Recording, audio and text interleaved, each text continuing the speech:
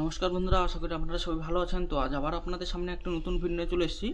তো বন্ধুরা, আজকে দেখাবো আপনারা 1115 ইঞ্জিনের কীভাবে নজল চেঞ্জ করবেন।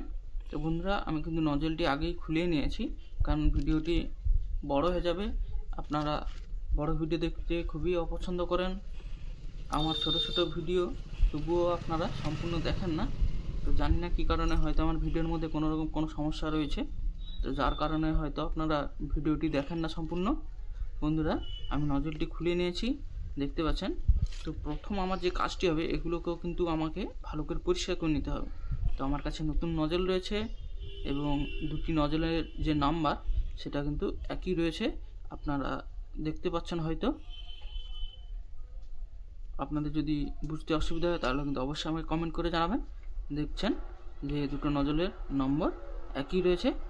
তো এখন আমরা নতুন নজলটিকে সেট করব, ঠিক আছে। তো এই যে এই ফ্রেশটিকে কিন্তু ভালো করে পরিষ্কার করে নিতে হবে। এখানে কোনো রকম ময়লা নোংরা যেন না থাকে, তাহলে কিন্তু আমাদের নতুন নজলটিও খারাপ হয়ে যাবে কিন্তু। তো তার কারণে নজল সেট করার সময় এগুলি আমাদের খুবই সতর্ক থাকতে হবে, যাতে কোনো রকম কোনো ময়লা যা না থেকে যায়। তো এটি কিন্তু আমি দেখে নিচ্ছি যেটি সম্পূর্ণ ইজি রয়েছে কিনা। তো এখন আমরা এই নতুন নজলটিকে বসাবো। দেখলেন ওর যে দুটি পিন রয়েছে, ওই দুটি পিনের সঙ্গে নজলের মধ্যে হোল রয়েছে, ওই হোল দুটি অ্যাডজাস্ট হয়ে যাবে, তাহলে কিন্তু নজলটি আর কোনো সমস্যা করবে না, তার জায়গা মতো বসে যাবে। তো এরপরে আমাদের ওই হোল্ডারটিকে টাইট করে নিতে হবে।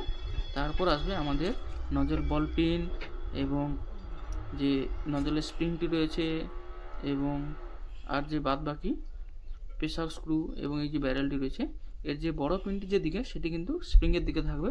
অনেকে কিন্তু এটি ভুল করেন। তো যে দিক পিনটি বড় বেরিয়ে রয়েছে সেদিকটি কিন্তু নজলের যে স্প্রিংটি রয়েছে সেই স্প্রিংয়ের মধ্যে চলে যাবে। তো এরপর আমাদের এই স্ক্রুটি লাগিয়ে আমাদের প্রয়োজন মতো প্রেসারটি দিয়ে নিতে হবে।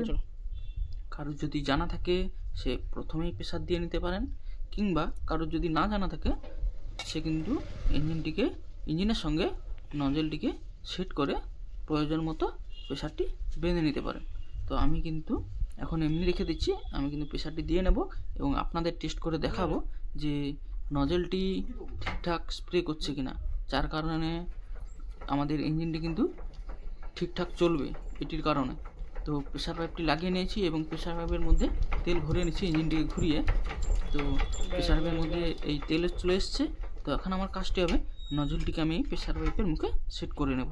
তো বন্ধুরা দেখুন, নজলটিকে আমি প্রেসার পাইপের মুখে সেট করে নিচ্ছি এবং ইঞ্জিনটি ঘোরাচ্ছি, যাতে আপনাদের দেখাতে পারি কীভাবে নজলটি স্প্রে করছে।